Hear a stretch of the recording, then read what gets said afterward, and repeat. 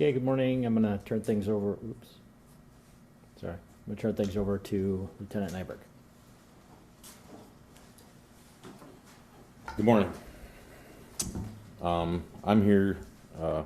First, my name is Aaron Nyberg. I'm a lieutenant here in the Crimes Against Persons section at the Sioux Falls Police Department. And I'm here to give you an update on a case that detectives have been working since Tuesday, the early morning hours on Tuesday. So on Tuesday, August 20th, about 2:30 in the morning, the Sioux Falls Police Department, along with Sioux Falls Fire Rescue and paramedics, were dispatched to the 800 block of West 7th Street for a male with a gunshot wound. When officers arrived, they were told that this was an accidental self-inflicted gunshot wound that resulted from teens messing around with a firearm. Officers then called detectives and crime lab to come out to the scene, and the juvenile male that was shot was transported to a local hospital. That juvenile male died several hours later. During the investigation of the shooting, detectives discovered that there had been witnesses that had been told to leave the scene prior to police arrival. Detectives were able to track down these witnesses, and through interviews and a preliminary investigation of the scene and the body, it's determined that this gunshot wound was not self-inflicted. Detectives were able to develop enough information to make 2 arrests. The first arrest is a juvenile male, so I cannot get into that individual's name or any of the charges. The second arrest made, or the second individual arrested was Savannah, that's Savannah, Randle, Randle. She's a 33-year-old Sioux Falls resident. Savannah was arrested for counts of child abuse, accessory to manslaughter, and false reporting. Again, early in the investigation into the case, but I can tell you that, and because it does involve juveniles, I can't give out a lot of information that's going to lead to people's identity or any of the charges that they would be facing. But I can tell you that the handgun was recovered from the scene. There's no indication that this is drug related or related to any other crimes that were occurring at the time. And it doesn't appear that there's any indication that there's an ongoing threat to the public. So that's the information I have for you on this case. Does anybody have any questions? Yeah, where did the weapon come from? The weapon recovered is a stolen firearm from a different local case. And how many teens were involved in this incident? There were several juveniles inside the house,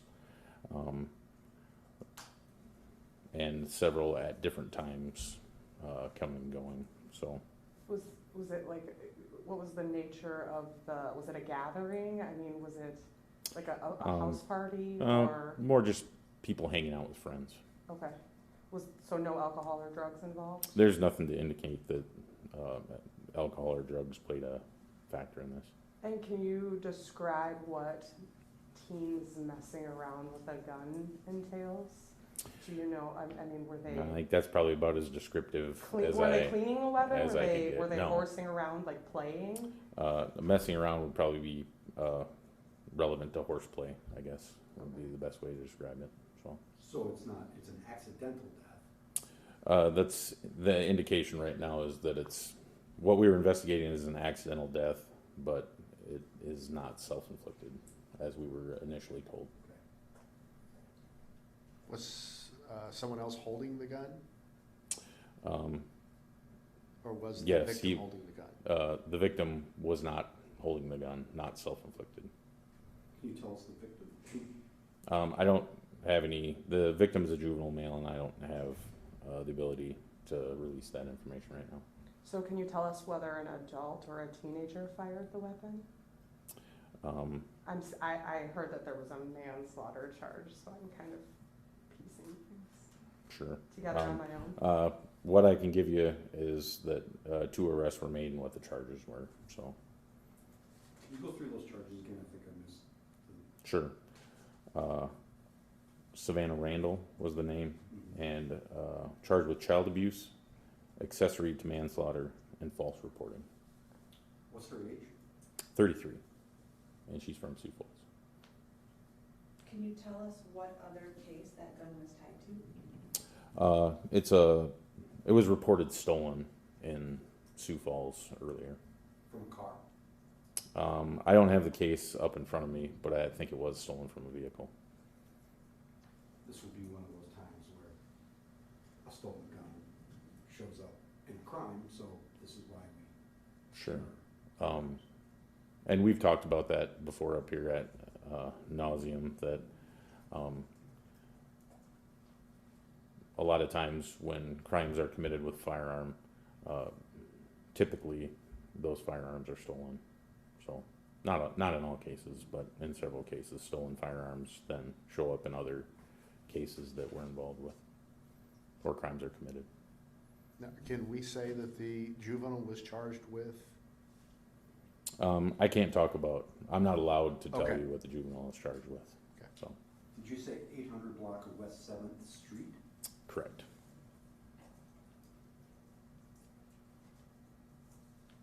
Tuesday? Yep, early morning, about 2:30 a.m. on Tuesday, the 20th. And he died a few hours later?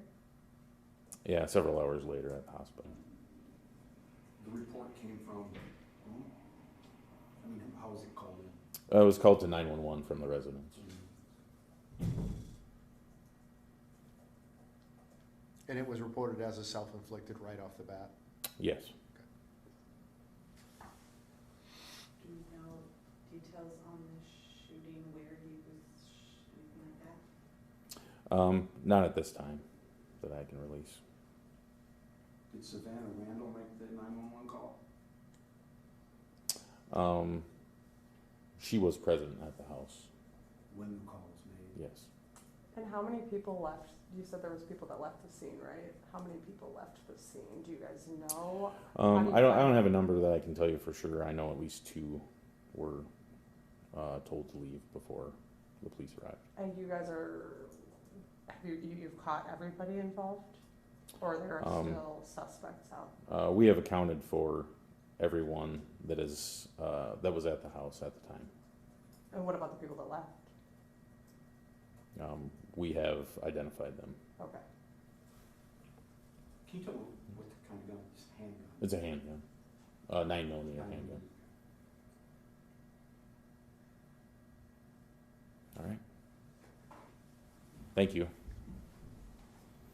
Thank you. I don't have anything on the log. Just a whole bunch of reports, no arrests from the burglary, the pornography, or the sex offenses. Answer any questions if you have anything for me, but I'm guessing probably not. I was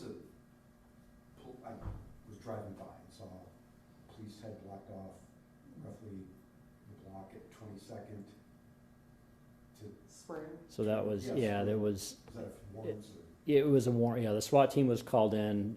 It's part of an ongoing investigation. It was basically looking at drugs, so it's a drug investigation, but just of the nature of the information they had, SWAT team was called in to assist with that search warrant. So nothing, since it's an ongoing investigation, there's no details I'm able to provide on that.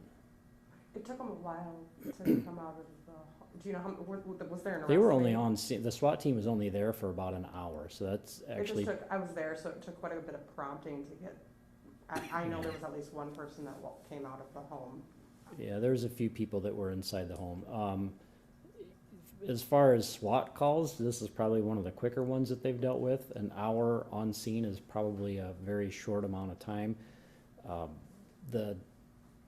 There's a few different reasons SWAT team is called, but usually there's some information that there may be a weapon or the possibility of a weapon could be involved, and so it's really an abundance of caution.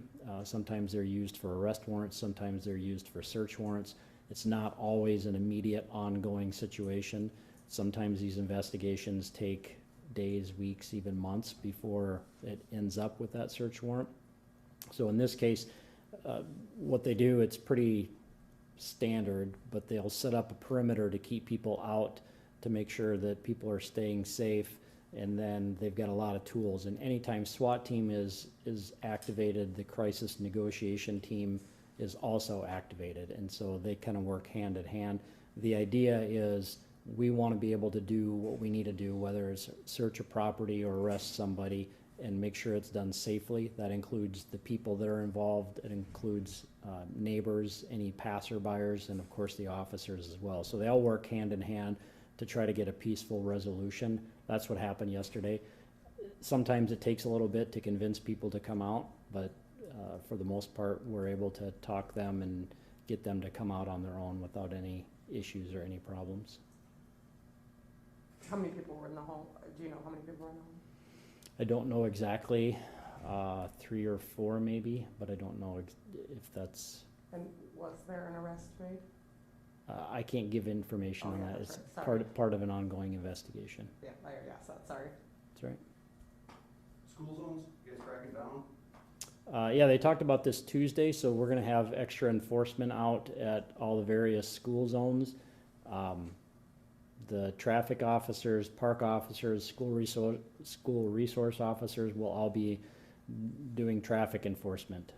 This is the time where we want people to slow down and remember, we always kind of go through this every fall. Once school starts up again, it takes a little bit for people to remember they need to slow down in those school zones and pay attention for kids. The other component to that is buses. Once the buses start going and driving, when the red light comes out, you need to stop unless it's 4 or more lanes on the road.